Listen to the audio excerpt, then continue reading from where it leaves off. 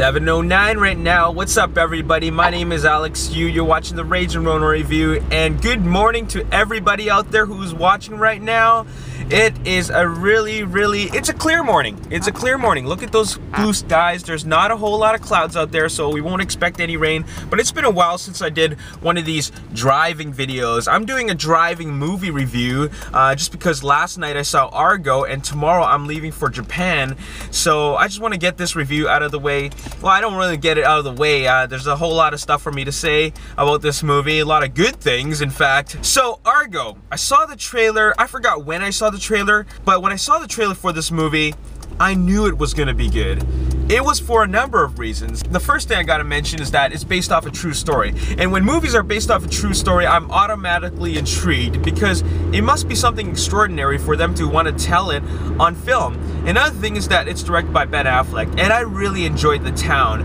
Ben Affleck is a really solid director. In fact, I think he's a better director than he is an actor. And also, when I was watching the trailer, I knew exactly what the movie was about because I pretty much explained it. It's about these US American embassy workers who are pretty much stranded in Iran because of some political reasons, which I won't spoil too much about. Those US embassy workers are stranded there. So the US government got to find a way to get them out.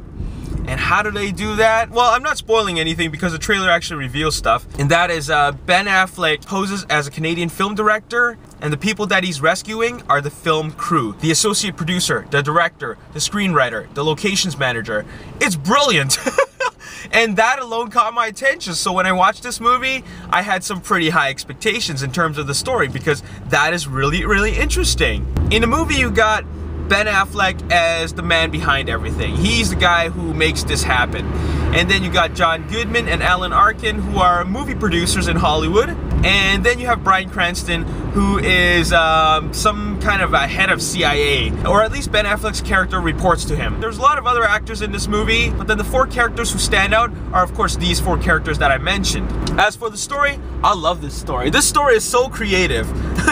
The rescue mission itself is creative as hell, and I want to see them pull this thing off. When I went into this movie, I assumed that by the end of the movie, everything's going to be peachy, because they obviously wanted to make this movie into a film, because I am assuming that there was going to be a happy ending. So I wasn't too concerned about the whole predictability of it or how it ends. I wasn't concerned about that.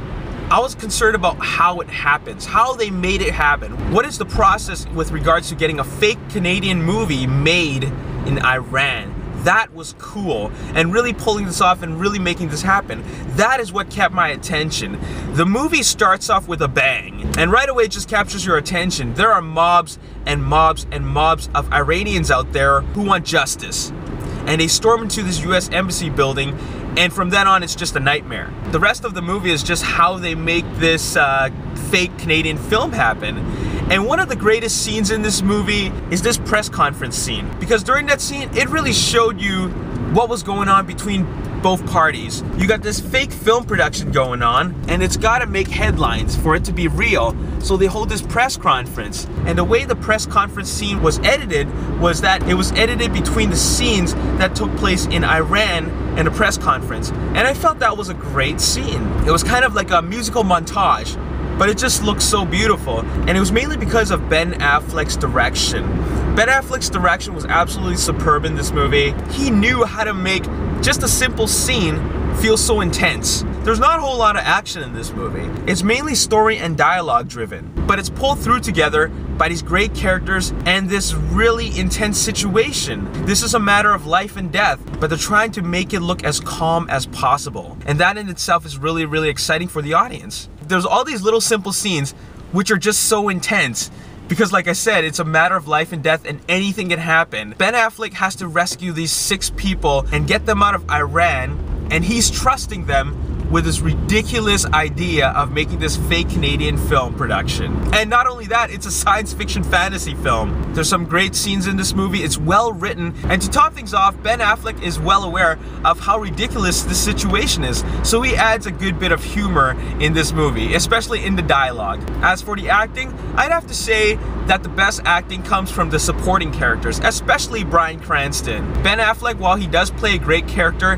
that drives the story, his character's personality is not that interesting, to be completely honest. Maybe it's because of his acting, or maybe because of the nature of his character. He just has to stay calm throughout a huge part of the movie. But I absolutely love Alan Arkin's character. John Goodman was good, and Bryan Cranston also did an excellent job as well. Every scene was so believable, and the direction, the set design, the props, the wardrobe, and the whole production just looks so believable. You believe that you were in the late 70s and the early 80s. And I have to say that this is one of the better films that I've seen this year. This movie could be an Oscar contender for a couple of categories, and with 2 of those categories being screenplay and production design. Anyways, I gotta highly recommend this movie. It was intense, it was emotional, and it was definitely satisfying in the very end. 9.5 out of 10. That's a high score that I'm gonna give this movie. I don't know how they can make this movie any better. It's definitely a superb film. And if you want to see a great story played out by great characters, watch Argo. I'm definitely gonna get this movie on Blu-ray. 9.5 out of 10. As always, if you enjoyed this video, hit that like button, subscribe to my YouTube channel, like me on Facebook, The Ragin Nation, and also follow me on Twitter at Ragin Nation. My name is Alex Yu, and thanks for watching. I'll see you next time. Peace. You got this fake